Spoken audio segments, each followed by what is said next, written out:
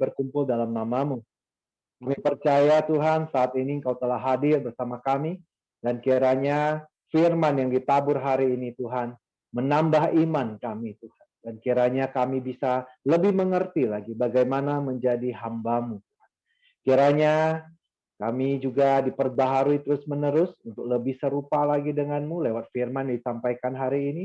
Dan kuasai mulut bibir hamba, pikiran perasaan hamba, agar apapun yang hamba sampaikan ada daripada-Mu. Terima kasih Tuhan. Dalam nama Tuhan Yesus, kita semua yang siap ditabur firman Tuhan, kita katakan amin. Oke, shalom. Ya, terima kasih untuk Bapak dan Ibu yang hadir malam hari ini. Saya sebelumnya minta maaf karena saya minta untuk dimajukan waktunya. Ya, karena saya memang nanti jam 7 ada ibadah penutupan peti untuk saudara tertua saya, Abang nomor 1. Ya, oleh sebab itu kita akan mulai saja hari ini. Tema yang saya akan ngambil adalah tentang status hamba Tuhan. Karena banyak sekali kita sekarang melihat bagaimana hamba-hamba Tuhan ngaku hamba Tuhan tetapi nggak tahu bentuknya seperti apa menjadi hamba Tuhan, itu nggak jelas gitu ya. Dan kita semua percaya kita semua adalah hamba Tuhan. Nanti kita lihat dalam firman Tuhan. Oke, saya coba sharekan filenya.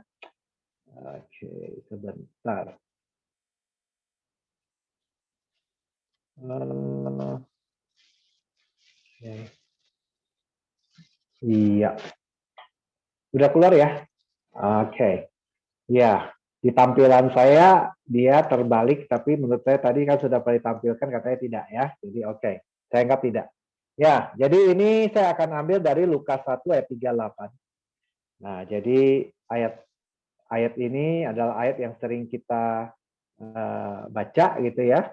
Dan ini ditulis adalah tentang Maria yang mengatakan, sesungguhnya aku ini adalah hamba Tuhan, jadilah padaku menurut perkataanmu itu. Lalu malaikat itu meninggalkan dia. Maria menganggap dirinya adalah hamba Tuhan. Kenapa? Karena dia percaya penuh pada apa yang disampaikan malaikat padanya, bahwa dia akan menjadi ibu bagi Roh Kudus yang menjadi manusia. Nah, oleh sebab itu, kita semua orang yang percaya dan ditebus dengan darah Kristus, kita berstatus hamba. Nah, kenapa? Karena utang nyawa kita dibayar lunas. Di 1 Korintus 7 ayat 22 sampai 23, sebab seorang hamba yang dipanggil oleh Tuhan dalam pelayanannya adalah orang bebas, milik Tuhan. Demikian pula orang yang bebas yang dipanggil Kristus adalah hambanya. Kamu telah dibeli dan harganya telah lunas dibayar. Karena itu janganlah kamu menjadi hamba manusia. Kita semua yang percaya pada Kristus sudah dibaptis, semuanya dibayar lunas dan dianggap hamba karena sudah dibeli oleh Kristus. Dibeli dengan darahnya yang mahal itu. Oleh sebab itu kita tidak bisa bilang, oh saya bukan hamba. Tidak, kita adalah hamba dalam fungsi tugas ya gitu ya, bahwa semua bertugas untuk melayani Tuhan. Nah gitu ya. Kemudian kita ketika sudah menjadi hamba, maka kita sudah melepaskan hak kita pada yang membayar kita, yaitu Kristus. Jadi hak kita sudah kita serahkan. Kita sudah tidak punya hak lagi untuk apapun, karena kita hanya statusnya seorang hamba. Hamba itu hanya melayani tuannya. Nah, kita lihat bagaimana akibat dari berstatus seorang hamba, bagaimana akibatnya atau dampak yang kita peroleh setelah memperoleh status baru ini. Pertama, tidak lagi bisa memikirkan kesenangan diri sendiri. 1 Korintus 10 ayat 33 mengatakan, sama seperti aku juga berusaha menyenangkan hati semua orang dalam segala hal, bukan untuk kepentingan diriku, tetapi untuk kepentingan orang banyak, supaya mereka beroleh selamat. Jadi kita ketika sudah jadi hambanya Kristus, kita hanya memikirkan keselamatan orang lain. Tidak lagi memikirkan diri kita sendiri. Hidup seorang hamba tidak fokus pada dirinya, tapi hanya fokus pada kepentingan orang lain. Seperti di 2 Timotius 2 ayat 4 mengatakan, seorang prajurit yang sedang berjuang tidak memusingkan dirinya dengan soal-soal penghidupannya, supaya dengan demikian ia berkenan kepada komandannya. Nah sama, kita yang sudah jadi hambanya Tuhan, maka supaya berkenan pada Tuhan kita, yaitu Yesus Kristus, kita tidak lagi memikirkan kekhawatiran diri kita. Karena kita yakin bahwa seorang hamba hidupnya udah seperti prajurit. yang pastinya sudah diperhatikan oleh komandan kita, sudah diperhatikan oleh tuannya kita. Dan dia juga pasti yang memperlengkapi, dia yang menyediakan segala macam. Kita hanya fokus pada tugas kita aja. Perintah komandan kita, hanya itu yang kita harus fokus. Nah, itu adalah ciri dari seorang yang sudah mengatakan dirinya hamba, yang sudah melepas haknya. Kemudian kita lihat yang kedua adalah melepas hak atas dirinya pada tuannya. Roma 6 ayat 16. Apakah kamu tidak tahu bahwa apabila kamu menyerahkan dirimu kepada seorang sebagai hamba untuk mentaatinya, kamu adalah hamba orang itu yang harus kamu taati, baik dalam dosa yang memimpin kamu pada kematian maupun dalam ketaatan yang memimpin kamu kepada kebenaran. Jadi kita hanya taat karena sudah tidak punya hak lagi untuk bisa memikirkan diri sendiri. Dan kita harus taat pada yang menjadi tuannya kita. Nah, dan kita harus menyerahkannya, katanya. Seorang hamba tidak berhak lagi berbantahan, tidak bisa komplain ketika ada perintah dari tuannya. Bilang ini A, ini B. Kita nggak bisa lagi komplain. Pak, boleh nggak begini-begini? Nggak boleh. Sebagai hamba hanya taat. Dia hanya tunduk dan taat tanpa syarat. Itulah hamba. Zaman-zaman dulu disebutnya budak belian. Nah gitu ya. Jadi memang budak-budak itu diperjualbelikan dan hanya taat. Disuruh mati-mati. Nah gitu ya. 1 Petrus 2:18 mengatakan, hai kamu hamba-hamba, tunduklah dengan penuh ketakutan pada Tuhanmu, bukan saja kepada yang baik dan peramah, tetapi juga kepada yang bengis. Seorang hamba harus taat pada perintah Tuhan, baik yang perintahnya menyenangkan maupun yang tidak, yang membawa penderitaan. Ya, itu seorang hamba tidak bisa pilih-pilih perintah. Apapun perintahnya, yes. Nah, jawabannya selalu yes. Iya Tuhan, saya lakukan. Walaupun itu penderitaan. Nah, itu adalah ciri dari seorang hamba Tuhan, bahwa dia akan taat. Kemudian yang ketiga adalah seorang hamba tidak lagi terlibat dalam pertengkaran atau perselisihan. 2 Timotius 2 ayat 23 sampai 26. Hindarilah soal-soal dicari-cari yang bodoh dan tidak layak. Engkau tahu bahwa soal-soal itu menimbulkan pertengkaran. Sedangkan seorang hamba Tuhan tidak boleh bertengkar, tetapi harus ramah terhadap semua orang. Dia harus cakap mengajar, sabar dengan kelemah lembutan, dapat menuntun orang yang suka melawan. Sebab mungkin Tuhan memberikan kesempatan pada mereka untuk bertobat dan memimpin mereka sehingga mereka mengenal kebenaran. Dan dengan demikian mereka menjadi sadar kembali karena terlepas dari jerat iblis yang telah mengikat mereka pada kehendaknya. Jadi seorang hamba Tuhan nggak mungkin masih suka berdebat, nggak mungkin masih bertengkar, berselisih, ya kan? Karena kalau yang masih suka bertengkar berarti dia punya hati bos, bukan hati hamba. Karena seorang hamba dia akan lebih banyak sabar, dia akan lebih banyak memperhatikan orang lain, ramah, lemah lembut, karena dia adalah hamba. Jongos lah, nah kayak gitu ya. Kalau di kantor tuh office boy, nggak ada office boy yang laganya kayak bos ya, yang suka ngajak orang berantem, nggak ada tuh ya. Nah jadi kita harus menghindari hati yang seperti seorang bos. Nah gitu, karena kalau kita jadi hamba Tuhan yang masih seperti bos, susah memenangkan jiwa. Karena kita maunya perintah-perintah orang, nggak mau diperintah orang. Nah, makanya kita disuruhnya hanya satu, memenangkan jiwa, bukan memenangkan perdebatan. Nah, gitu ya. Jangan sampai tujuan kita hanya ingin berdebat dan kita ingin menang dalam perdebatan. Nah, itu beda dengan perintah Tuhan kita. Kristus menyuruh kita untuk memenangkan jiwa, bukan memenangkan perdebatan. Lalu apalagi ciri yang lain, yang keempat adalah akan dibenci dan mengalami penderitaan karena Kristus. Matius 10 ayat 22 dan 24. Dan kamu akan dibenci semua orang oleh karena namaku. Tetapi orang yang bertahan pada kesudahannya akan selamat. Seorang murid tidak lebih daripada gurunya, atau seorang hamba daripada tuannya. Kristus sudah memberi teladan contoh bagaimana dia pun mengalami penderitaan, dibenci, ya kan, disiksa. Nah, jadi kita sebagai hambanya akan sama mengalami hal yang sama. Jadi kalau ada hamba Tuhan yang bilang saya jadi hamba Tuhan tapi saya maunya enak-enakannya zona nyaman, berkat melimpah, berarti mungkin salah ikut Tuhan. Ya, mungkin bukan tuannya Kristus tapi dia tuannya si setan. Nah, gitu ya. Itu yang menawarkan hal-hal itu yang enak-enak ya, yang nikmat-nikmat. Matius 5, 11 ayat 12. Matius 5 ayat 11 dan 12 mengatakan, berbahagialah kamu jika karena aku kamu dicela, dianiaya, dan kepadamu difitnahkan segala yang jahat. Bersukacita dan bergembiralah, karena upahmu besar di sorga, sebab demikian juga yang dianiaya nabi-nabi sebelum kamu. Ternyata seorang hamba ketika menderita karena imannya, karena perintah dari tuannya, dia punya upah. Nah, upahnya adalah di sini ditulisnya upahnya di sorga, upah sorgawi, mahkota kehidupan. Ya. Jadi upah seorang hamba yang mengalami penganiayaan karena melakukan perintah Kristus itu sangat besar di sorga. Jadi nggak usah khawatir, jangan kita waktu mau menderita kita bilang mana upahnya. Nah ya tanya upahnya dulu baru mau menderita gitu ya. Nggak begitu, karena itu sudah janjinya Tuhan. Nah karena kita panggilan seorang hamba pasti panggilan penderitaan. Nah, gitu ya. Apapun itu, bisa saja penderitaan mematikan kedagingan. Itu juga penderitaan, nggak enak. Kalau kedagingan kita harus disalibkan. Nah, gitu ya. Jadi itu panggilan dari Tuhan. Itu seorang hamba harus lakukan. Nah, kemudian apalagi ciri yang berikutnya menjadikan semua perintah Tuhan sebagai kewajiban untuk ditaati, bukan undangan. Nah, banyak orang seperti di Yohanes 14 ayat 15 mengatakan, jikalau kamu mengasihi aku, kamu akan menuruti segala perintahku.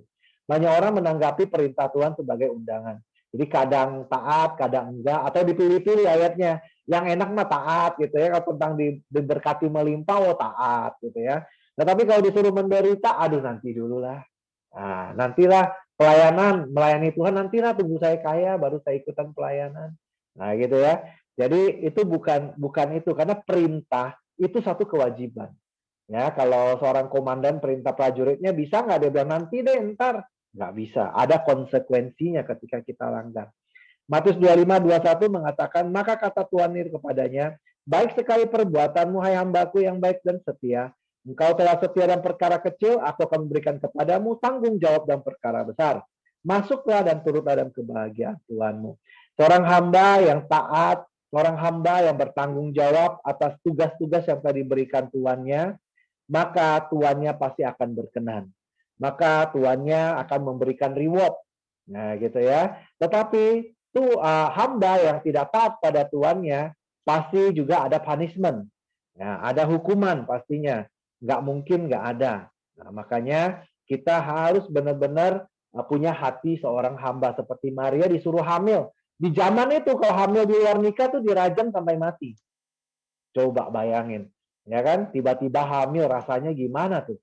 Ya, nggak gampang gitu ya untuk bisa dalam satu budaya yang sangat keras tentang hamil di luar nikah, gitu ya. Nah, tapi tetap taat. Atau Abraham ketika disuruh mengorbankan anak kesayangannya, jadi dapat di hari tuanya setengah mati punya anak, bisa ada keajaiban, disuruh bunuh lagi. Tetap dilakukan, nah gitu ya. Nah itu kira-kira bahwa perintah itu bukan undangan, tetapi itu satu kewajiban. Kemudian kita lihat, apa sih perintah utama yang ditaati seorang hamba Tuhan? Pertama, perintah mengasihi dan mengampuni. Yohanes 13:34, aku memberikan perintah baru kepadamu, yaitu supaya kamu saling mengasihi, sama seperti aku telah mengasihi kamu, demikian pula kamu saling mengasihi. Itu perintah, bukan undangan. Kita tidak bisa bilang, oh saya nggak bisa, kalau orang ini saya nggak bisa kasihin, kalau yang itu bisa. Jadi mengasihi sesama tuh bukan mengasihi yang sama. Nah, beda ya. Kalau mengasihi yang sama berarti sama dengan orang lain. Orang agama lain pun sama. Orang yang baik sama dia kasihin, orang yang nggak baik yang enggak gitu ya. Nah, tapi Tuhan nggak sesama. Nah, gitu ya. Jadi semua orang. Kemudian kita juga dalam hal mengampuni. Matius 6, 14, 15. Karena jikalau kamu mengampuni kesalahan orang, Bapamu di sorga akan mengampuni kamu juga. Tetapi jikalau kamu tidak mengampuni orang, Bapamu juga tidak akan mengampuni kesalahanmu. Seorang hamba yang tidak mengasihi dan mengampuni, dia tidak akan dikenal Tuhannya. Nah, makanya kita harus benar-benar taat. Karena itu ada konsekuensi. Jangan pikir, oh kalau sudah ada perintah kita nggak lakukan nggak apa-apa. Saya kan statusnya anak. Anak mah bolehlah manja-manja sama bapaknya, nggak dikasih perintah nggak taat nggak apa-apa. Enggak. Lukas 12 ayat 46 ditulis, maka Tuhan hamba itu akan datang pada hari yang tidak disangkakannya dan pada saat yang tidak diketahui, dan akan membunuh dia, membuat dia senasib dengan orang-orang yang tidak setia. Jadi hamba yang dikasih tugas tidak menjalankan tugasnya, kedapatan sama Tuhan ya langsung akan dibinasakan, dibunuh, sama seperti orang-orang yang tidak percaya, orang-orang yang tidak setia. Nah, jadi kita bisa disamakan dengan orang kafir hukumannya kalau tidak melakukan tugas. Nah, hati-hati, jadi jangan kompromi. Nah, gitu ya, jangan sampai kita kompromi. Karena Tuhan mau kita benar-benar taat. Memang punya hati seorang hamba. Lalu apalagi perintah yang lain menghasilkan buah dan mengembangkan talentanya. Matius 3 ayat 8 mengatakan, jadi hasilkanlah buah yang sesuai dengan pertobatan. Seorang hamba Tuhan tidak bertobat, selalu kumat, gitu kan, selalu tobat, kumat. Nah, itu hati-hati. Itu akan mengakibatkan dia dibakar. Nah, katanya kalau pohon yang tidak berbuah baik, pohonnya akan ditebang, dibakar. Nah, kita harus berbuah, harus kelihatan perubahan kita. Nah, dalam pertobatan itu, berubah nggak ketika mengenal Tuhan dengan yang dulu? Nah, gitu ya. Kemudian Matius 25:20, hamba yang menerima 5 talenta itu datang dan membawa laba 5 talenta, katanya, Tuhan, 5 talenta Tuhan percayakan kepadaku, lihat aku telah beroleh laba 5 talenta. Semua orang ketika percaya sama Tuhan, Tuhan memberikan talenta. Bisa karunia, bisa kemampuan, dan lain-lain. Dan itu harus kita kembangkan, jangan diumpetin seperti cerita tentang hamba yang punya 1 talenta diumpetin, nggak diapa-apain. Maka Tuhan akan menghukum dia. Nah, gitu ya. Jadi kalau kita tidak mengembangkan talenta kita, yang kita udah tahu kita punya talenta apa kayak gitu kan, tapi nggak mau dipakai ini ceritanya. Nah, disimpan aja di rumah aja, nggak mau ngapa-ngapain. Hati-hati, akan ada pertanggungjawaban yang dimintakan oleh Tuhan.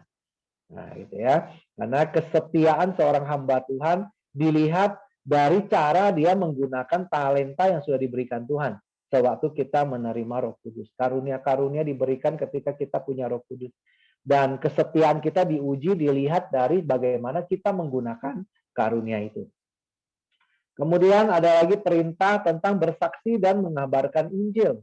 Markus 16:15. Lalu ia berkata pada mereka, pergilah ke seluruh dunia, beritakanlah Injil kepada segala makhluk. Semua hamba yang sudah ditebus Tuhan, sudah merasakan kebaikan Tuhan, pasti harus bersaksi tentang kebaikan yang dia terima, yaitu keselamatan, anugerah yang tadi terimanya. Harus bersaksi, kasih tahu semua orang. Nah gitu ya, saya sekarang di Kalimantan juga saya banyak cerita tentang pada orang-orang yang di Kalimantan, kebanyakan Chinese adalah orang kelenteng. Nah gitu ya, mereka hidupnya nggak jelas. Ketika mereka mati mau kemana, mereka semua nggak jelas. Nah itu saya lagi cerita ke mereka setiap hari. Nah kemudian di Roma 10 ayat 15, dan bagaimana mereka dapat memberitakannya jika mereka tidak diutus, seperti ada tertulis, betapa indahnya kedatangan mereka yang membawa kabar baik. Kita semua diutus, kita semua dipanggil, diutus, tetapi yang dipilih adalah yang menjalankan tugas-tugasnya. Nah gitu ya, karena kita ketika dipanggil, diutus, bisa saja kita nolak. Nah gitu ya. Bagi yang menerima dan bertanggung jawab dan menghasilkan buah dan bisa menjala manusia, itu berkenan bagi Tuhan. Seorang hamba Tuhan pasti bersaksi tentang Tuhannya dan membagikan kebaikan Tuhan pada sesamanya. Jadi itu harus jadikan satu gaya hidup. Kita harus kasih tahu, Tuhan mengubah hidup saya. Harus kasih tahu. Dan jangan malu kita bersaksi. Ya, jadi kita bersaksi bukan untuk menyombongkan diri kita, tetapi untuk memuliakan Tuhan karena kebaikannya. Nah itu yang saya lakukan sampai sekarang. Apapun saya lakukan. Pelayanan, apapun saya tetap bertanggung jawab, saya jalankan. Pelayanan penjara tetap sama, pelayanan berbagi nasi bungkus tetap dijalankan. Pelayanan apapun yang saya sudah komitmen dari awal, bahwa itu panggilan saya selalu komit. Pemuritan, setiap hari saya mulai pemuritan dari jam 7 pagi sampai jam 10 malam. Ini saya setelah acara tutup peti koko saya masih ada lagi pemuritan sampai malam. Pemuritan Bible reading. Nah, gitu ya, jadi harus tetap setia. Nah, kemudian kita lihat hamba Tuhan harus seperti Keset. Nah, gitu ya. Jadi hamba Tuhan, hamba itu doulos gitu ya. Jadi doulos itu tuh seperti Keset yang ditaruh depan pintu yang tulisannya welcome. Nah, dia tetap mau diinjak orang, mau kaki yang kotor habis injak kotoran hewan atau apapun, datang dia selalu bilang welcome. Nah, gitu ya. Nggak bisa bersungut, nggak bisa protes. Jadi kalau seorang hamba Tuhan yang masih menuntut haknya dibalas dengan kebaikan, perhatian, tanda terima kasih, penghormatan, itu bukan hamba, itu bos. Nah, ya kan, berbuat sesuatu tuh nuntut gitu ya. Kemudian nuntut dilayani. Nah, gitu.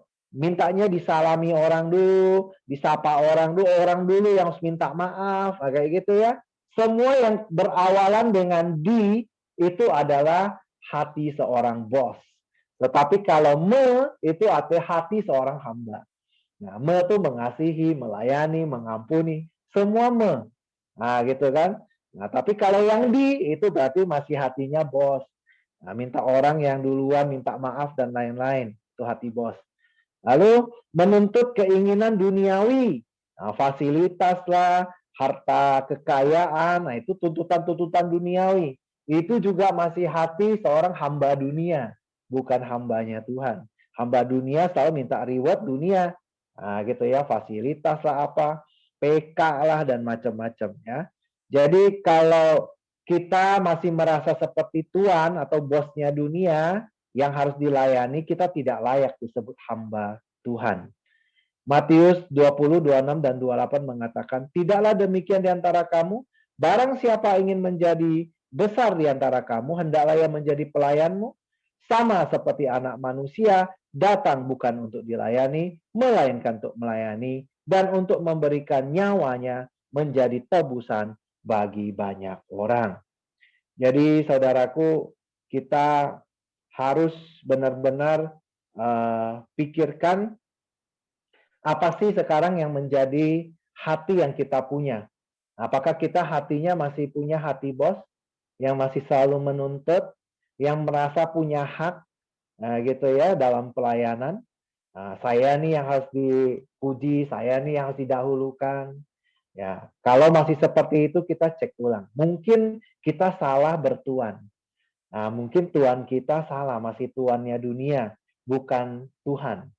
Kalau yang tuannya adalah Tuhan, maka dia akan selalu dia akan selalu mengampuni, melayani, mengabarkan Injil, dia akan selalu memperlihatkan menjadi teladan dalam hidupnya, hidup dalam pertobatan, tidak tomat gitu ya, tobat umat ya gitu ya. Jadi kita harus periksa diri kita, apakah kita sudah menjadi hamba Tuhan atau belum. Nah, itu sangat penting supaya kita bisa bercermin, kita udah berkenan belum sih dalam pelayanan? Nah, apakah dengan setiap hari Minggu menghadiri komsel, fellowship, atau ibadah minggu, kita sudah berkenan di hadapan Tuhan? Belum kalau kita belum punya hati seorang hamba. Nah, yang masih susah mengampuni dan lain-lain, yang masih cari kemegahan dunia dan lain-lain. Yuk kita periksa diri kita masing-masing dan kita pastikan kita harus memiliki hati seorang hamba. Mari kita berdoa. Bapa, terima kasih untuk malam hari ini Kau mengingatkan kami Tuhan tentang bagaimana kami menjalankan tanggung jawab kami dalam status kami sebagai hamba-Mu yang telah Engkau tebus dengan darah-Mu yang mahal Tuhan. Kiranya kami menyadari bahwa tidak ada lagi kepentingan kami, kepentingan diri sendiri kami yang perlu kami perhatikan. Karena kami sudah menyerahkan hak itu untuk-Mu Tuhan. Oleh sebab itu Tuhan, kiranya hidup kami berkenan di hadapan-Mu Tuhan. Ajari kami, pimpin kami, agar pelayanan kami hanya untuk memuliakan nama-Mu dan untuk menyelamatkan lebih banyak orang lagi Tuhan. Yang ingin Tuhan merasakan kasih-Mu seperti yang telah kami rasakan ketika Engkau menebus kami Tuhan. Terima kasih Tuhan. Dalam nama Tuhan Yesus, kita semua yang percaya dan diberkati Tuhan, kita katakan amin. Ya, saya kembalikan pada